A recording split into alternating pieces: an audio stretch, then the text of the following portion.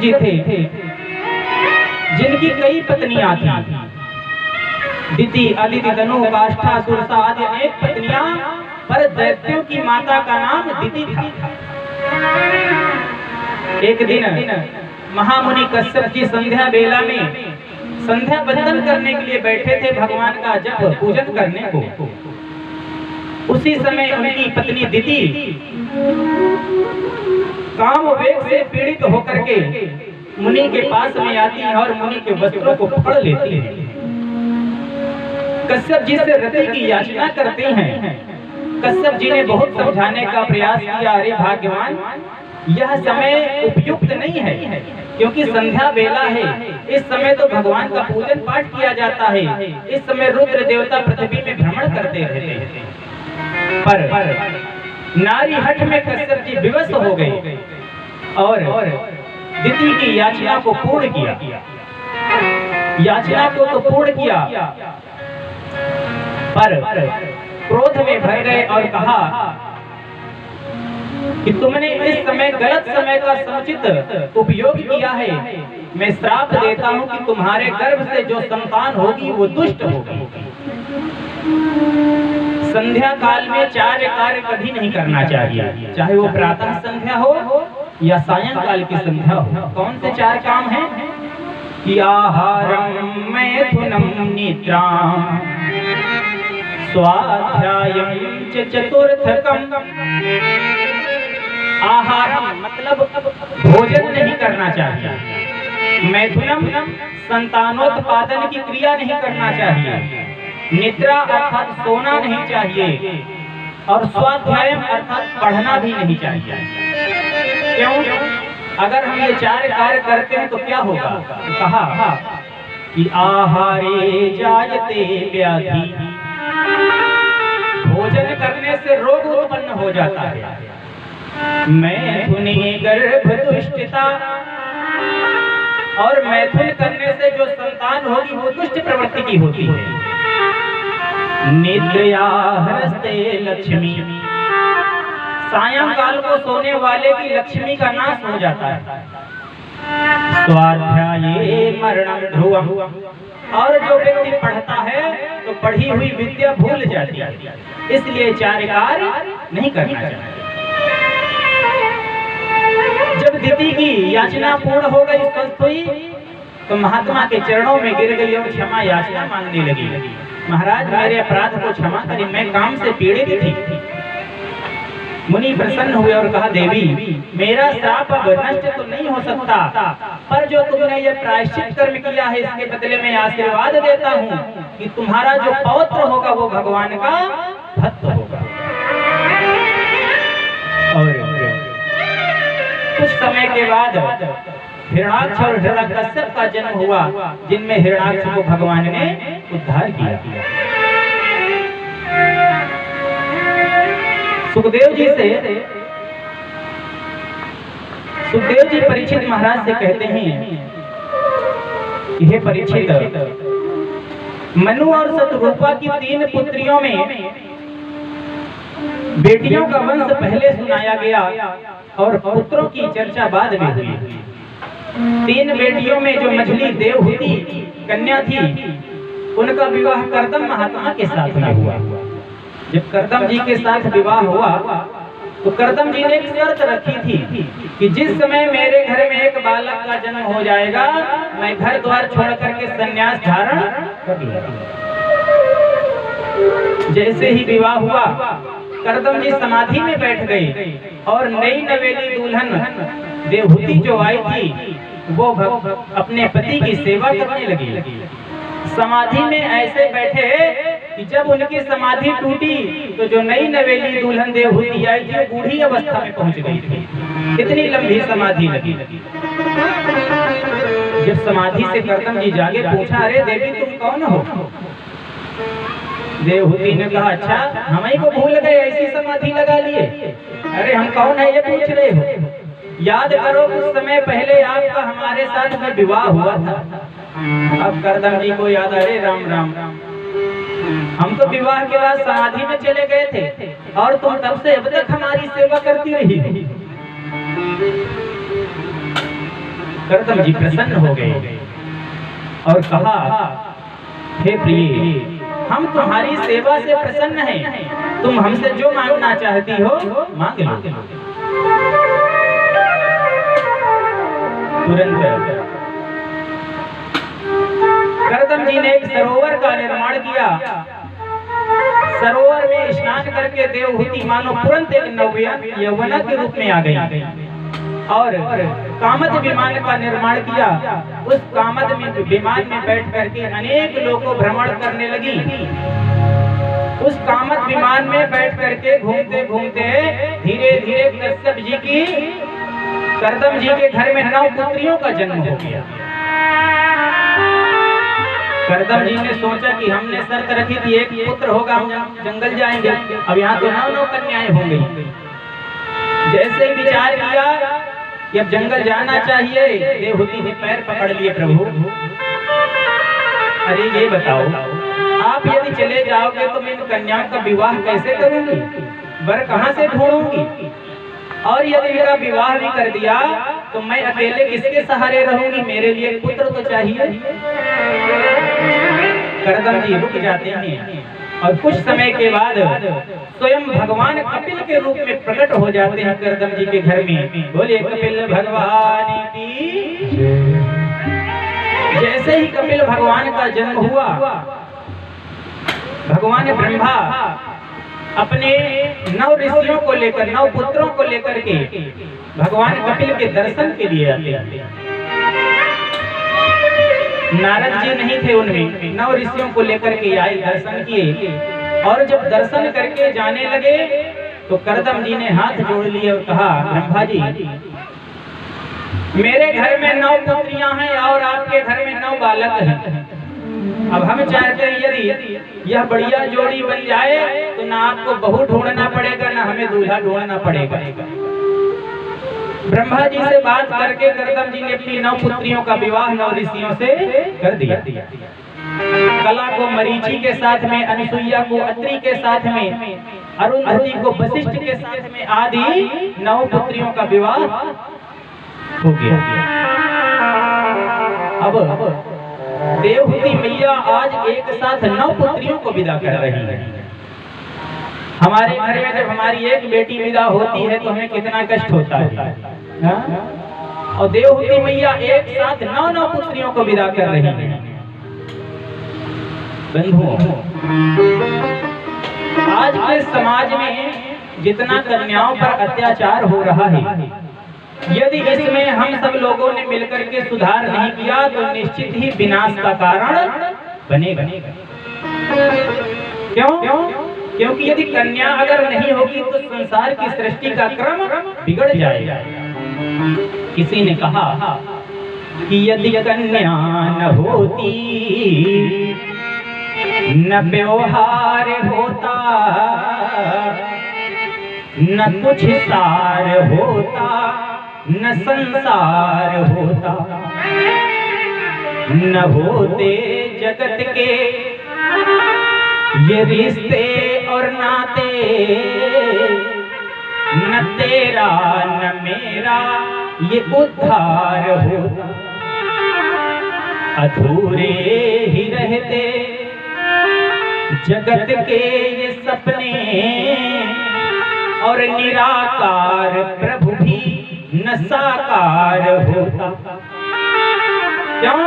क्योंकि यही कन्या जब आगे चल करके अनुसुईया बनेगी, कौशल्या बनेगी, यशोदा बनेगी, तभी तो भगवान का अवतार होगा।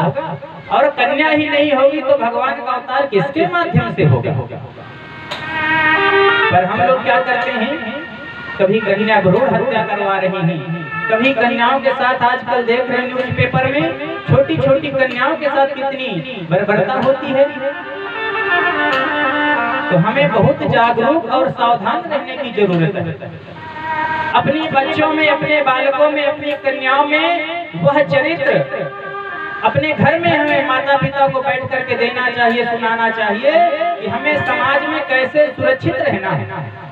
क्योंकि समाज में ना जाने किस भेष में भेड़िए घूम रहे हैं, और समाज में कोई भी ज्ञान देने वाला नहीं अगर आपने नहीं दिया। और सबसे ज्यादा गैरों से नहीं, आज के दौर में अपनों से सुरक्षित रहने की जरूरत है। जिनके ऊपर आप आंख मूंद करके भरोसा करते हो, आपके घर में वही बैठ करके पत्तल में छेद कर रहे हैं। इसलिए हमें सावधानी की जरूरत है। जब कन्याओं की विदाई होती है, देवहूति मैया आशीर्वाद करती हैं और कन्याएं भी सोचती हैं यही दृश्य हम और आप सबके मध्य में होता है, क्योंकि कन्याएं भी इस घर में जन्म लेती हैं, पली बढ़ी, और 20 साल 15 साल 18 साल बाद जिस घर में उन्होंने जीवन खेला, बचपन बिताया, सब कुछ मेरा मेरा है करती हैं, एक पल में वो सब कुछ छूट जाता है। पिता अपने जीवन की सारी कमाई अपनी पुत्री के विवाह में लुटा देता है, पर कभी कभी ऐसे राक्षसों के हाथों में पड़ जाती है कि सब कुछ बेचने के बाद भी उन बेटियों को आग के हवाले और फांसी के हवाले हो जाना पड़ता है, क्योंकि हम सब दहेज रूपी आग में जल रहे हैं। लाखों घर बर्बाद हो गए, न जाने कितने घर बर्बाद हुए, लाखों घर बर्बाद हो गए इस दहेज की बोली में, और अर्थी चढ़ी हजारों लाखों बैठ न पाई डोली में। कितनी कन्या डोली में बैठने से pहले फांसी में चढ़ जाती हैं। क्यों? क्योंकि उनके पिता के पास इतना सामर्थ्य नहीं होता कि दहेज की वस्तु को पूरा कर सके, और पिता बेबस होकर के कितनों ने अपनी कन्या के पीले हाथ कराने में, कहां कहां तक मस्तक टेके आती शर्म बताने में, कि जिस पर बीती वही जानता, शब्द नहीं ये कहने के, गहने खेत दुकानें रख दी सिर्फ मांग की रोली में, और अर्थी चढ़ी हजारों लाखों बैठ न पाई डोली। पिता सब कुछ लुटाना चाहता है, सब कुछ सौंप देता है, पर फिर भी उसके मन में होता है क्या कि कितना भी धन इन बेटियों को दे दो, कितना भी धन इन बेटियों को दे दो, फिर भी संतोष नहीं होता, और बेटी की प्रथम विदाई में एक दिन सबको रोना होगा। कितना कठोर पिता क्यों ना हो, पर जब पुत्री विदा होती है तो उसकी आंखों से आंसू अकस्मात ही निकल जाते हैं, और उस समय वह कन्या भी सोचती है कि हे विधाता, हे परमात्मा, ये कैसा खेल तुम हमारे साथ रचाते हो। इस घर में जन्म देते हो और 15 साल 18 साल 20 साल रहने के बाद में पूरा जीवन हमें दूसरे के घर में गुजारना पड़ता है।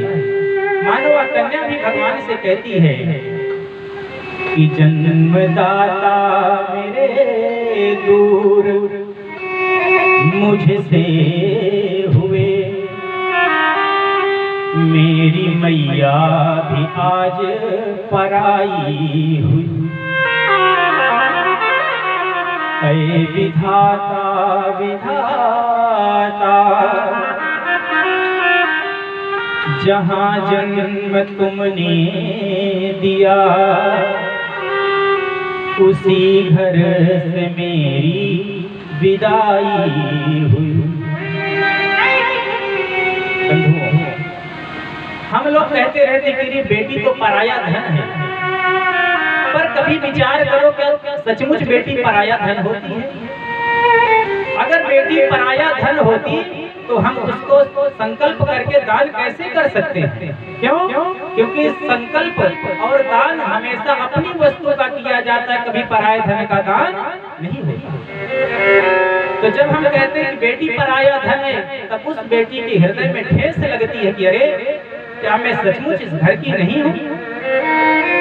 पर फिर भी मान भी लो कि अगर पराया धन है तो भी कि बेटी लाख पराया धन हो, पर हृदय का टुकड़ा होती है, और कीमत वही समझते हैं जिनके घर बेटी होती।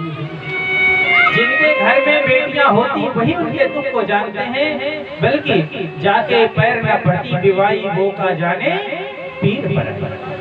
जिसके पैर में कभी विवाही नहीं पड़ी वो क्या जाने इसका दर्द क्या होता है। करदम और देवहूति अपनी 9 कन्याओं को विदा कर देते हैं। जैसे ही ब्रह्मा जी के साथ में विदा हो जाते हैं, अब करदम जी घर में हैं, कपिल जी हैं और देवहूति मैया। देवहूति मैया से करदम जी कहते हैं, हे भाग्यवान, हमने कहा था कि जब हमारे घर में एक पुत्र हो जाएगा तब हम छोड़ करके इस घर द्वार को संन्यास ले लेंगे। अब आपके लिए यह पुत्र है और मैं संन्यास लेना चाहता हूँ। जैसे ही करदम जी चले जाते हैं, तब एक दिन देवहूति मैया के पास में देवहूति मैया भगवान कपिल के पास में आती हैं और कहती हैं, पुत्र, आज तक मैं आपको अपना पुत्र मानती रही हूँ, मैं जानती हूँ कि तुम भगवान हो, तो आज मैं पुत्र नहीं अभी तो भगवान मानकर तुमसे कुछ बात करना चाहती हूँ।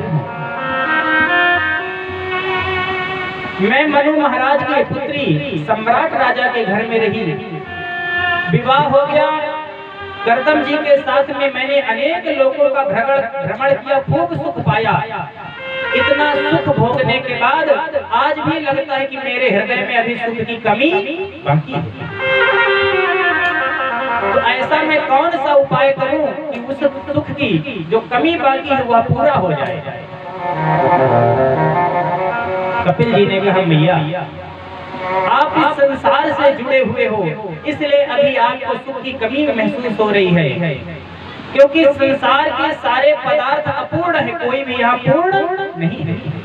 और पूर्ण है तो वो कौन है कि पूर्णमदः पूर्णमिदं पूर्णात् पूर्णमुदच्यते पूर्णस्य पूर्णमादाय पूर्णमेवावशिष्यते। वह परमात्मा ही केवल पूर्ण है। जब उस परमात्मा से आप जुड़ जाओगे तो आपके अंदर जो अभी अपूर्णता भरा हुआ है वह अभी पूर्णता की ओर अग्रसर हो जाएगा।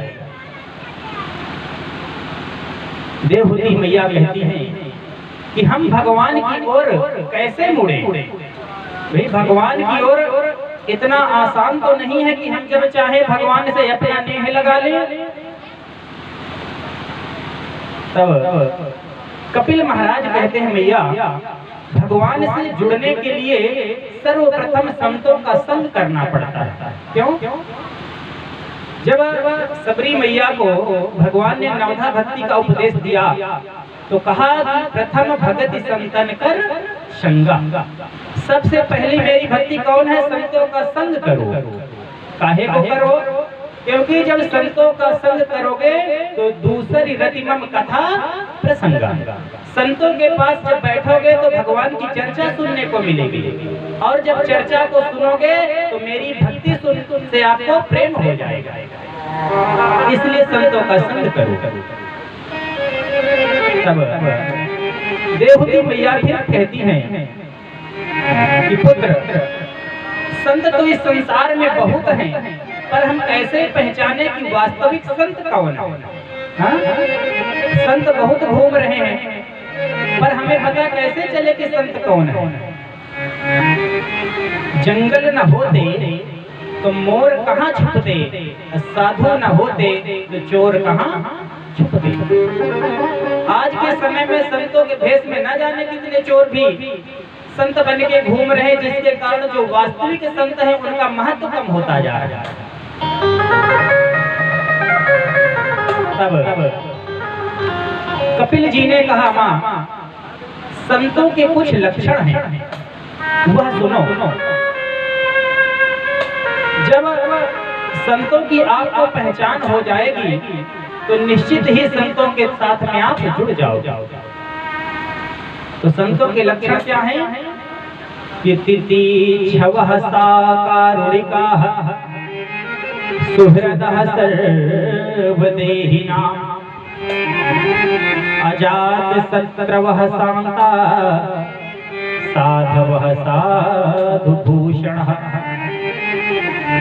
सबसे पहला लक्षण है जो संत होगा वो तितिक्षव होगा, अर्थात सहनशील होगा। संत का लक्षण वो सहनशील होता है। कभी किसी ने अगर फूलों की माला पहना दी तो उसे कोई प्रसन्नता नहीं, कभी किसी ने कुछ बहुत थोड़ा बुरा भला भी कह दिया तो ध्यान नहीं देते। दूसरा कारुणिका, संत करुणा करने वाले होते हैं। संत हृदय नवनीत समान। जब किसी जीव को, किसी प्राणी को दुखित देखते हैं तो उनके हृदय में करुणा का भाव जागृत हो जाता है। सुहृदः सर्वदेहिनाम, और संसार के सभी जीवों को वो अपना मानते हैं, यानी किसी से उन्हें बैर भाव नहीं होता। संसार में जो भी दिखाई देता है वे सिर्फ उनको अपना लगता है। अजातशत्रवः, संत कभी किसी को अपना शत्रु नहीं मानते, उसे लगता है सब मेरे हैं। शांताः, और संत शांत चित्त होते हैं।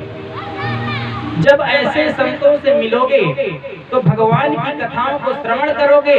श्रवण करने के बाद क्या होगा कि आपको भक्ति जागृत होगी, भगवान से प्रेम होगा, और जब इस संसार सागर को छोड़ करके जाओगे तब मेरे परम धाम को प्राप्त करोगे। कहा छोड़कर संसार जब तू जाएगा, छोड़कर संसार जब तू जाएगा, कोई न साथी तेरा साथ निभाएगा। छोड़कर संसार जब तू जाएगा, कोई न साथी तेरा साथ निभाएगा। छोड़कर संसार जब तू जाएगा, कोई न साथी तेरा साथ निभाएगा। छोड़कर संसार जब तू जाएगा, कोई न साथी तेरा साथ निभाएगा। जय हो।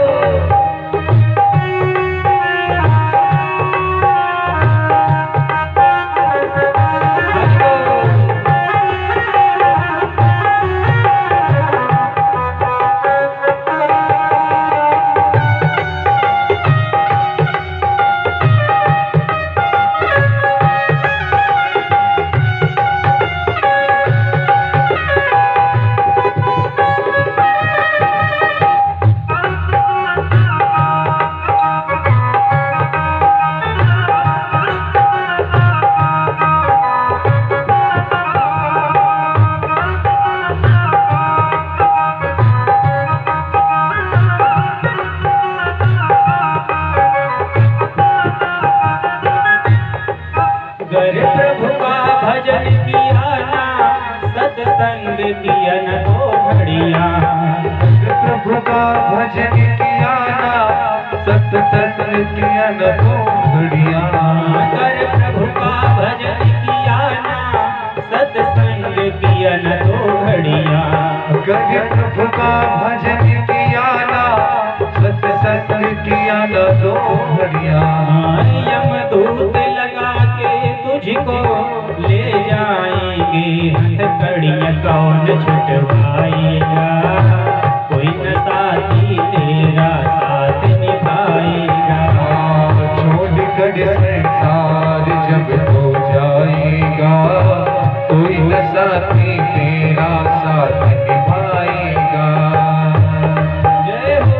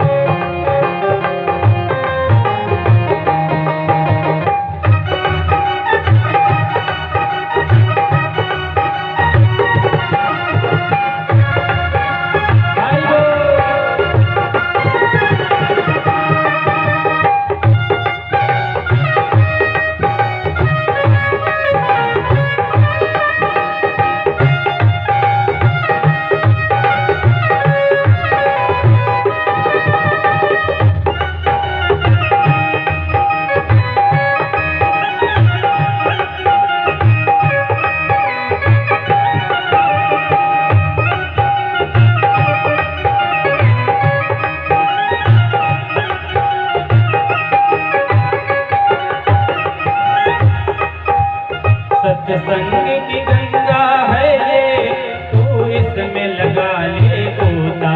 सत्संग की घड़िया है ये, तू इसमें लगा ले गोता। सत्संग की गंगा है ये, तू इसमें लगा ले गोता। सत्संग की घड़िया है ये, तू इसमें लगा ले गोता। वरना इस दुनिया से तू जाएगा एक दिन रोता फिर पछताएगा, कोई न साथी तेरा साथ निभाएगा। छोड़ कर संसार जब हो जाएगा, कोई न साथी तेरा साथ निभाएगा। छोड़ कर संसार जब हो जाएगा, कोई न साथी तेरा साथ निभाएगा। कोई न साथी तेरा साथ निभाएगा। कोई न साथी तेरा साथ निभाएगा। बोलिए वृंदावन बिहारी लाल की। भगवान कपिल अपनी मैया से कह रहे हैं, माँ सर्वप्रथम आप संतों का संग करिए और संतों के माध्यम से ही, गुरुओं के माध्यम से ही हम भगवान की ओर जाने में अग्रसर हो सकते हैं। क्योंकि ईश्वर की राह पर चलना इतना आसान नहीं है जितना हम लोग समझ के बैठे। चलना चलना सब कहे, पहुँचे बिरला कोय। एक कंचन एक कामनी, घाटी दुर्लभ दोय। हम सब जाने को कहते पर कोई बिरला ही पहुंच पाता है। क्यों? क्योंकि कंचन में फंसा है, कोई कामनी में फंसा पड़ा है। पर मुख से कहते करे हमको भी चलना। सोच लो भक्ति करने से पहले लोग बदनाम कर देंगे तुमको। अगर भगवान के मार्ग पर आप जाते हो तो कहीं कहीं बदनामी भी उठाना पड़ता है। रोज आप एक समय में मंदिर जाने लगो, पड़ोसी सोचेगा लगता है इसको कुछ बड़ा है, बड़ा भगत बन रहा है आजकल, कोई बात है, तभी रोज समय से मंदिर जाता है। अरे हमको क्या, जब मीरा जैसी देवियों को लोगों ने नहीं छोड़ा तो हम क्या चीज है? मीरा को क्या क्या नहीं सुनना पड़ा, क्या क्या नहीं सहन करना पड़ा, पर मीरा का लक्ष्य था कि मुझे केवल बांके बिहारी गिरधारी लाल की चरण शरण प्राप्त करना है, उसका एक लक्ष्य था। तो जब अपमान रूपी कांटे राह में चाहे जितने हमें उलझावे आवे, पर हमें उलझना नहीं। मीरा ने कहा कि अरे राणा, मुझे तुम्हारे घर द्वार की जरूरत नहीं है। राणा जी तेरे महलों में आग लगे, मैं तो चली वृंदावन राणा, मेरे सोए भाग जगे। राणा जी तेरे महलों में आग लगे, क्योंकि मुझे जिसे पाना है मैं उसे पाकर के ही रहूंगा। हम लोग 4 दिन मंदिर में जल चढ़ावे जाए, फिर मांग हो जाती भगवान नौकरी मिल जाए, बहू को बेटा हो जाए, न हो तो फिर काहे की पूजा। हम कुछ न कुछ कामना लेके जाते हैं। एक व्यक्ति नित्य प्रति हनुमान जी के मंदिर जाता, मंदिर जाता तो कुछ न कुछ भेंट के लिए फल लेके जाता, पर सबसे सस्ते वाले केले ढूंढता, जो गले रहे। सस्ते केले रोज हनुमान जी को चढ़ावे और 2 केला चढ़ा के बाद में कहा भगवान एक पुत्र हो जाएगा, रोज ये याचना करे। तो हनुमान जी ने एक दिन सोचा चलो बेचारा इस तरह की धूप में रोज आता है, रोज मांगता है, चलो एक संतान की बात दे दे। हनुमान जी की कृपा हो गई, उस भगत के घर में एक बालक का जन्म हुआ।